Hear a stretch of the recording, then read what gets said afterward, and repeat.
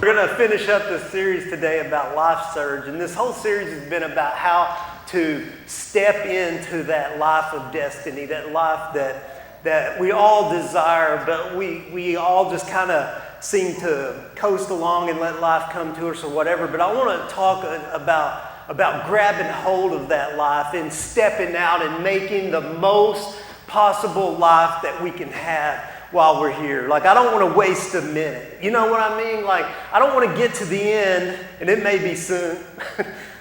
I don't want to get to the end and it be like, oh man, God, I felt like there was more. You know, I don't want to leave anything on the table. So hopefully today you're with me and we can launch into this new way of thinking. Now, I've talked to you for weeks about this, so I'm not going to recap all of that. So if you hadn't been with me, you can go back on YouTube and watch it. But today I want to talk about how exactly do we take this life and use it. You know what I mean? We talked about how in the church we learn and we come together and we get healed. We get healed up and we grow up and we get built up. But then we have to take that and use it, because if we never take it and use it, then we've just kept it to ourselves. I think it works kind of like this. Jesus said that the only commandments that, if you look at all the commandments, they fall into this category of loving God and loving other people. And it's amazing to me how this is just the cross, really, because it's vertical. It's how we love God. We fall in love with God. We encounter God. We have this experience with God where He transforms us and resurrects us and changes us into new and different people. And Jesus made that way for us that we can be made right with God. Like you are right with God. Do you understand that?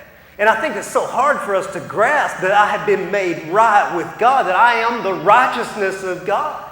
Like, it doesn't matter what you've done or what you're doing or what you're gonna do. You can't make God love you any more or any less. You're not having to perform. You're not an actor on a stage where you have to perform to get God to love you. He loves you. You have been made right with God. We have the vertical. We have to experience that love and be drawn into that love, and it transforms us and it changes us. The realization that God loves me changes me. Like, I think we're all seeking love. We're all incomplete. We're all needing that touch from God. And somehow that Spirit touches us and draws us, and it transforms us and it changes us, and we resurrect or we awaken into a new way of being. And I think we understand, even though we try to figure it out for the rest of our lives, what that love with God is like. But just because we're right with God doesn't mean that we move into or exist in God's kingdom or in the kingdom of heaven, or that the kingdom of heaven is actually expanding around us. And that comes from the horizontal of the cross. It comes from us taking that love, and because we're loved, it's us giving away what we've received. It's us sharing the love that God's given us with the world. If we want to see and experience the kingdom of heaven, it's not measured by what we receive, but by what we give. It's not by what we experience, but by what others experience through us. Does that make sense? Because, like, the world is finding this out. Like, you see this all the time. People have discovered that it's better to give than to receive. Like, wealthy people who have power and fame, they figured out that it's not just about what I have and building my kingdom, but what I do for others. When you look at the kingdom of Oprah Winfrey, or take for example, because she's one of the most generous giving people in the world, she figured out after all the fame and all the power and everything she had that it didn't matter until she started sharing and started impacting and changing the world around her. And that's what, it doesn't matter what success level you reach by this world, if we don't expand on that, or we don't share, or we don't make an impact in the world around us, then the kingdom of heaven never becomes a reality for us. We will always just exist. And it's funny, man. People will say, well, I just study and pray and go to church and just worship God, and it's just not really, it just seems like it's kind of got a cap on it. It'll always have a cap on it because the kingdom of heaven is more about what we do in relationship with the world than what we obtain and experience on our own. If I give you $1 million and say you can't spend it, does that do anything for you? Money is green paper until it's given, right? It has no impact on us. It changes our lives none until it passes through us, right? Until we receive it and spread it on. And that's the way it works. That's the way this kingdom works. It's not to be held or contained, but to be expounded on and shared. And so today I want to talk about how we do that, how it really looks. And I'm not talking about being weird and crazy. I talked about that last week. I'm not talking about being one of those people,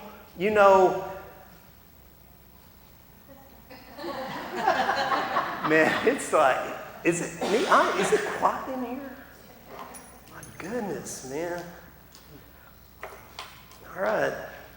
This is the way we're going to do it. This is like y'all are just quiet, man. Y'all are waiting to see if I fall off the stage, aren't you? I know.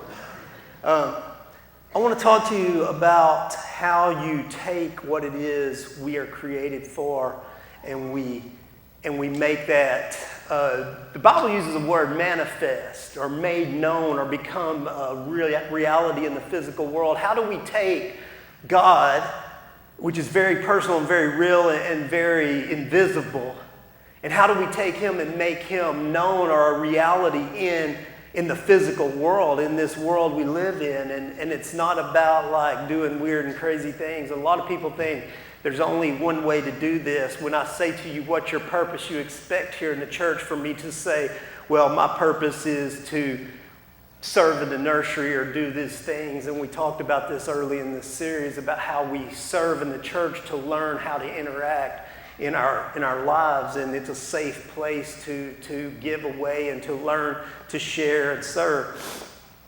So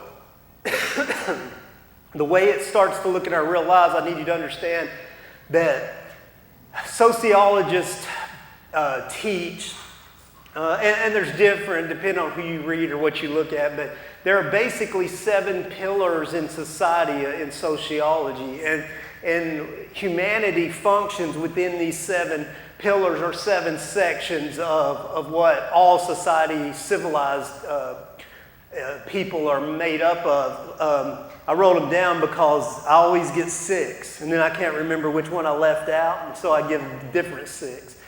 There's 7 of them, though, and they're these, and you don't have to write these down, but there's government, there's family, there's business, there's media, there's education, there's religion, and there's arts and entertainment. And all of us will find our purpose in life and our passions in life and who we were created to be in one or more of these areas. Like, for instance, maybe you are very family-centered and family-driven, and that's your thing. And you may work or you may do other things and have other hobbies, but the center of your life is very much family-oriented. We see a huge influx or a huge, it seems like huge number of people today that homeschool, like they're so family-oriented, like even their education takes place in the home and the family, and everything is family-driven. And so maybe that's your deal. Maybe that's how you're oriented to work. A lot of people, man, your business is what makes you get up, and what you do for a living is what drives you. And it's always one of those things in our culture, but it's funny how our business always seems to be our identity. It's like, who are you? And people will tell you what they do. But for most of us, like deep down inside, we may say, well, this is what I do, but this is not who I am. And where your purpose is going to be found is in who you are. Like, there's this musician, and his calling or his areas in arts and entertainment, obviously, is my favorite musician. His name's Johnny Lang, and you may know him, but he's a blues musician. Johnny Lang started fame at 16.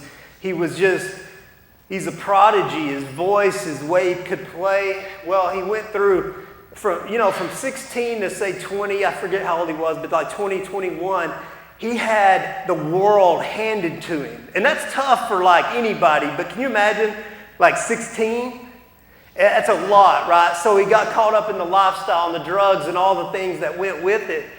And he met this girl, and it's a long story, and his life changed. Johnny Lang's one of those guys like my friend Chris, who used to pastor here and passed away. But Chris, he would never say that he got saved because it seemed so watered down in religious circles, but he was always resurrected or transformed. He was changed. He was different. And so Johnny Lang says the same stuff, like he was transformed. He says he was changed. And when he got changed, he was passionate, he's driven, he's artsy and musician. And so he felt like he had to leave what he was doing and become a preacher. He thought he should be preaching or at least playing Christian music. And God really started to convict him, and what he came to was to realize that he had to be who he was created to be, but at the same time be who he was transformed into. Like he was a blues musician, and there was no reason for him to become a, quote, 94.5 musician, right? Because most musicians will tell you that they're not 94.5 musicians. Like that's that's a whole different thing. We won't talk about it. The thing is, he has found that his life, he can still be who he was recreated to be. He could follow God and be passionate and driven, but still continue to play in the way he was playing. And we would call that secular music. But is it anything that we do as followers of Jesus Christian? I mean, if I'm playing any type of music and I follow Jesus with all of my heart, then doesn't that make that Christian? And so you have morals and you have standards, but I went and saw Johnny Lang not too long ago, and it was amazing that he was playing with Buddy Guy. And if you've ever seen Buddy Guy's kind of foul. I mean, to say the least. Like, he can still play a guitar. It doesn't mean he can't. But then Johnny Lang comes on, and this crowd of people that are drinking, and it's loose. And it turns into a church service. Just because of who he was, not because of anything he did. It wasn't like he just said, we're going to have church. It just became that. And it was crazy, but people who were drinking, they were just like caught up in this move of this spirit. And I was there, man. I was like, I know this move. I know this I know this is God moving in this place. And like there's people drinking and yelling, and they're like, yeah, and they're caught up in this move of God. And it was just amazing how this happens. And so what I'm saying is, no matter what part of these areas, of these pillars that you're finding your place, they are all what we would label Christian. Does that make sense? Like, it lists religion as one of the pillars of society, but I'm not buying that fully. I believe that maybe our faith weaves its way into everything. How do I compartmentalize? And maybe that's the problem, is that it is one of the pillars. Maybe it's the Sunday pillar, and I have the Monday work pillar, and the after 5 family pillar, and the Saturday night friends, social pillar, and all of these things, right? Maybe I'm compartmentalized everything, and I haven't figured out that who I am is 24/7. Maybe that's why we're so lost. Maybe that's why nobody understands who they are. because we compartmentalize and become everything we need to be at any given time instead of drilling down and figuring out exactly who I am right now. Like, who am I really? And then letting that go out into all of these other places. Jesus, when he was teaching on the sermon, he was teaching this thing called the Sermon on the Mount. You probably heard of it. And it's in Matthew, early in Matthew. And as Jesus is preaching this Sermon on the Mount, he says this crazy thing. And I thought about this for a lot of my life. I don't know what this meant. And it says this in Matthew chapter 5. My eyes won't work either. So, like, verse, I don't know. That looks like a 3. 13. I'm telling you, man, bad news. It says, I can read the words, though I can't read the numbers. It says that you are the salt of the earth, but if salt loses its taste, then how shall its saltiness be restored? It's no longer good for anything except to be thrown out and trampled under people's feet. Then he goes on and he talks about being light. And so he compares it as salt and light. And I thought about that for a lot of time, man. And it's funny because the more I started, like, I'm weird like that, but I started checking out salt, like, what's it do, you know? And man, I found out crazy things like most medicine is made with like salt. It's like a huge part of medicine. And like Celia, she takes these salt baths. Weird, right? But she says it makes her feel better. It's like there's healing power in salt, but there's also preserving power. Things like when they want to preserve things, they would pack it in salt. But then there's this weird phenomenon, like people put salt on their watermelon. And that's weird, isn't it? But it's great.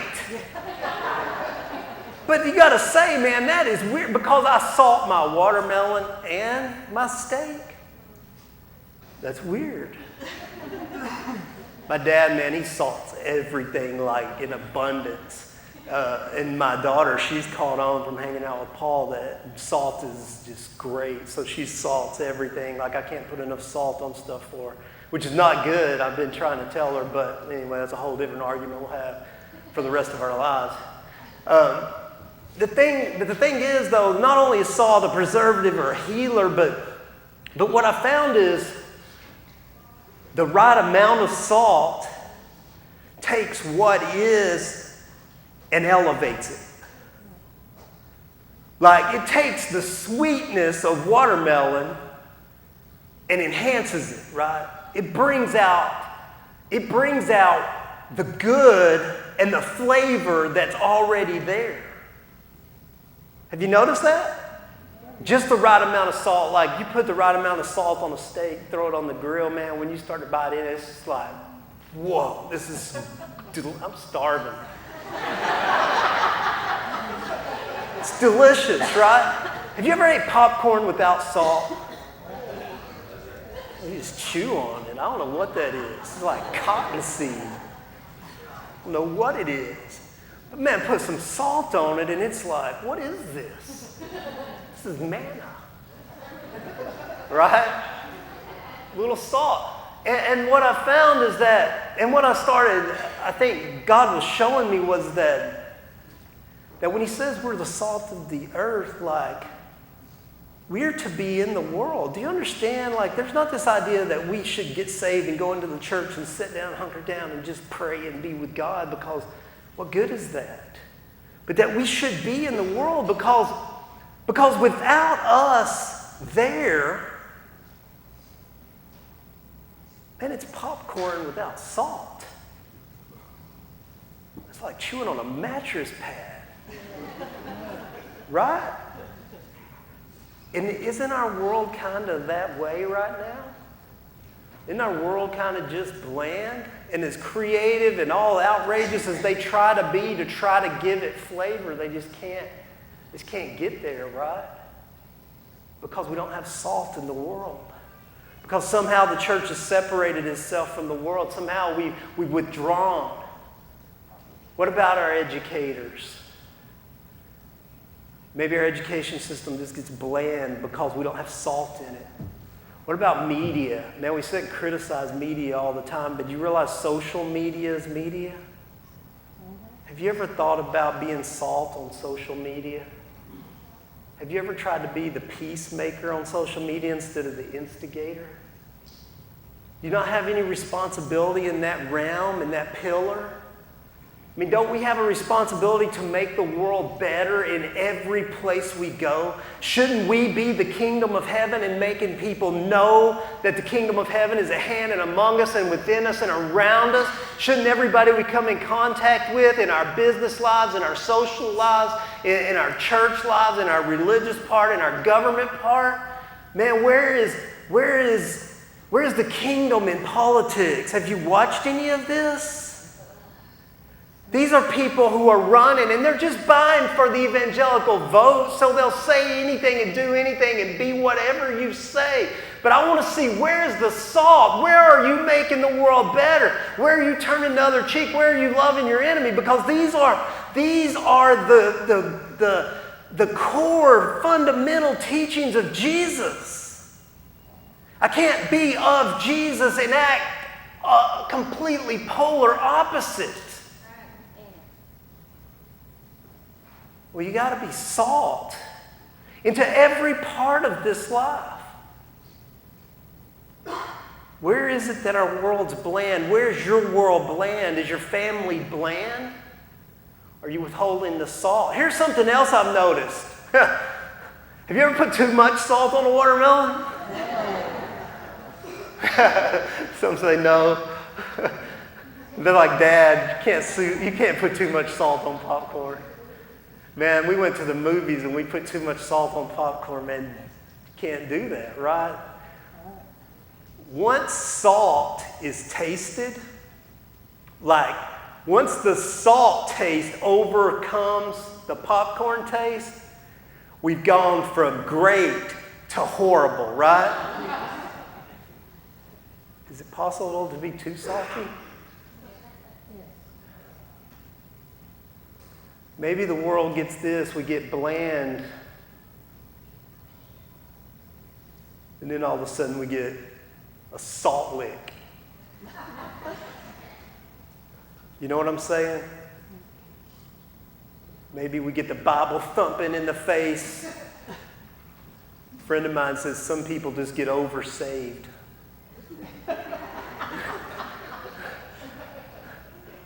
It's possible, man. I know some people who've been oversaved. Right? Is that good for anybody? Take for example, and look, I'm not being critical. I understand people have good intentions and good hearts, but take a guy in arts and entertainments. Take Kirk Cameron, okay? He's an actor. He had a platform. He had this good thing, and then he's like beating people with his faith. And he's rejected by everybody, and it's not really helpful. It's not really helpful. And then you got other Christians who are like, I'm a Christian, but then they get lumped together with these salty people, you know? Isn't that tough too? Why is it that we struggle? Why is it that we have such a very hard time being the right amount of salt? I have a theory. I have this theory that we just don't know who we are. Like, we're so insecure that we either feel like we've got to be more salty, or we're so insecure that we won't be salt at all. We don't know who we are. We don't know what we're even doing. And maybe it's because we haven't grown up. Remember, I told you, you got to come in and you got to heal up and you got to grow up and you got to be built up. And maybe you never spent any time in the temple, in the in the body of Christ, and coming together with other people, and maybe you didn't get healed up and grown up and built up. Maybe you just came in and got radically changed, and then you hit the road. And when you do that, man, a lot of times you either become no salt or you become way too much salt. You know, people usually go one of two ways, but what I found is the longer that we heal up and grow up and are built up, that we have the security and the roots to then go into the world and be the right amount of salt in every situation. And people that I see do that understand, and they thrive in their purpose in life. They find that place of being a musician, or find that place of being a businessman or a teacher or a mom or whatever it is, a coach or a politician, you know, whatever it is. You know, like, we need salt in our government, don't we? And isn't it disgusting and make you just want, is repulsive, like you don't want to be part of that? You want to be so far away from that, but maybe it's that we need salt in that. You know, business, the way business is done is repulsive. It really is. It's just like jack everybody and just every man for himself, and kill who you have to kill and steal what you have to steal. But don't we need some salt in that? God, man, there's just this desire, like you just want to say, you know what, to hell with the world. I'm tired. I'd rather just, man, give me a job at the church. And then you go to the church and you find out, man, I'll be honest, it's a pit of vipers. There's a lot of people that, like when Jesus was talking about handling snakes, he meant the church. It's like, it's brutal, man. People are mean. For some reason, just inside the church, people feel like they can say anything. Because, like, you know, oh, you're a pastor. You don't have feelings. You can't judge me. I can say what I want to. You know, I hurt your family. I hurt you. It doesn't matter. Like, what I'm telling you is there's no refuge. Like you have these ideas of, if I could just be that or just be this, then I could get away from all of it. You can't escape it. You can't get away from it. So what do? We have to learn to be salt in that world. I believe this. I believe this with all. I believe the world is good. I believe that. I mean, I know there's some bad people, but like, there's only a few.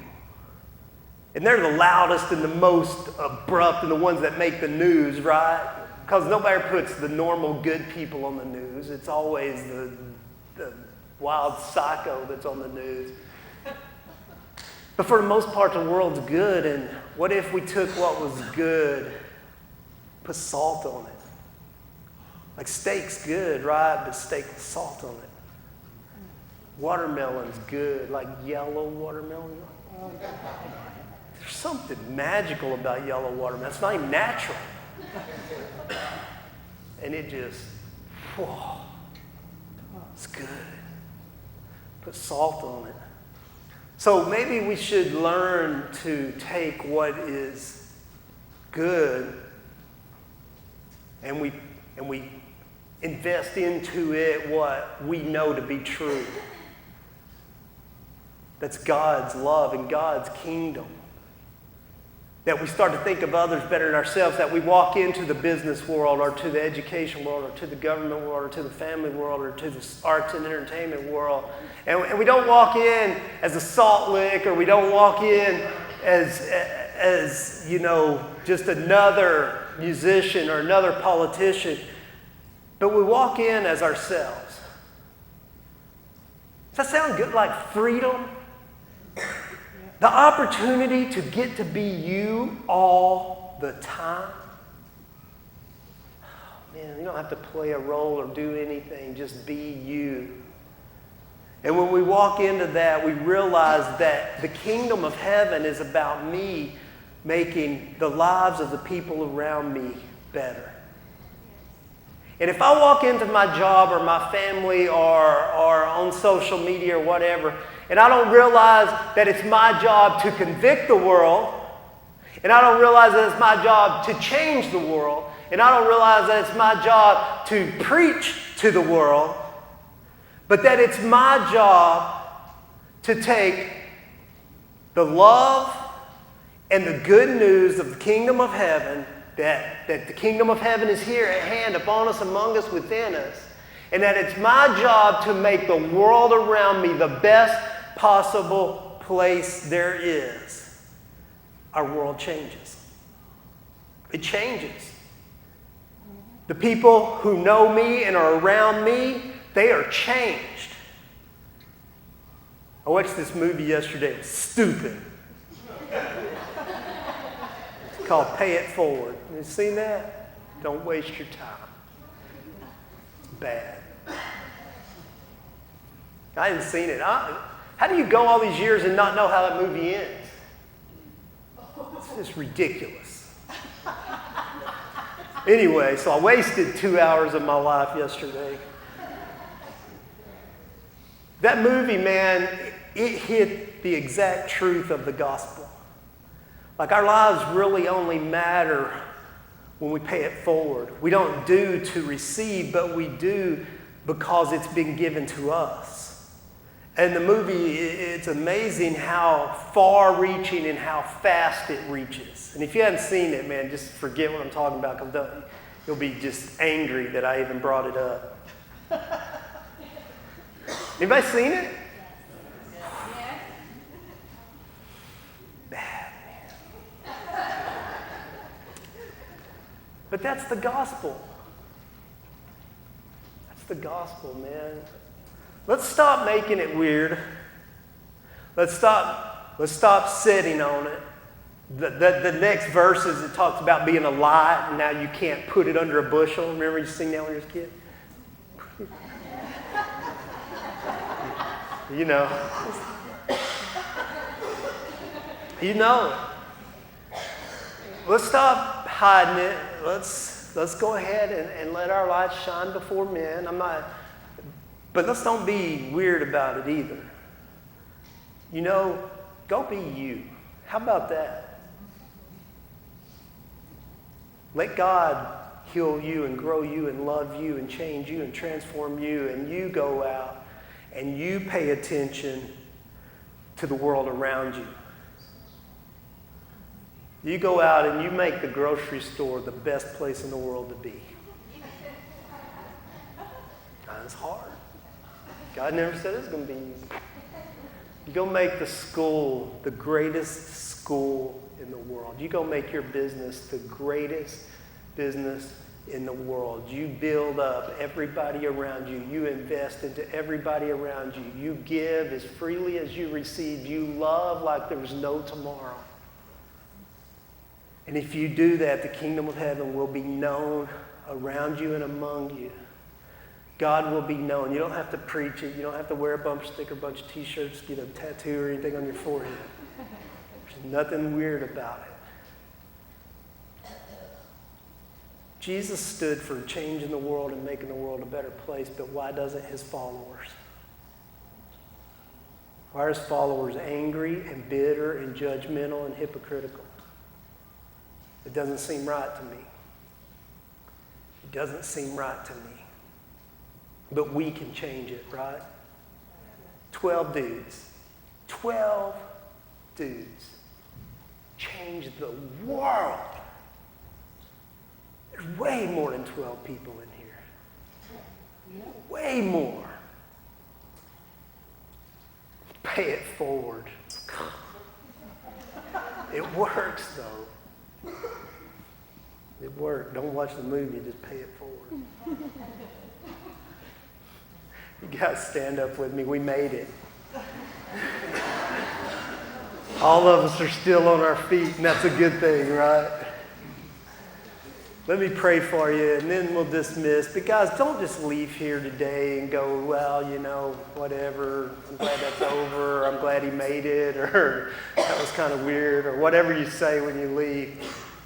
Let's go and think about every encounter we have. When you go to lunch today, man, how can you make that environment better? Can you bring the kingdom in there? When you go home, how do you make your family better? When you go to work tomorrow or school tomorrow or whatever you do tomorrow, how do you make that better? Can you bring life into that? Don't be a salt lick. Don't be a salt lick. But man, salt that place. Salt it. Take what it is and bring it out and make it great. Okay? We can do that, right? Yes.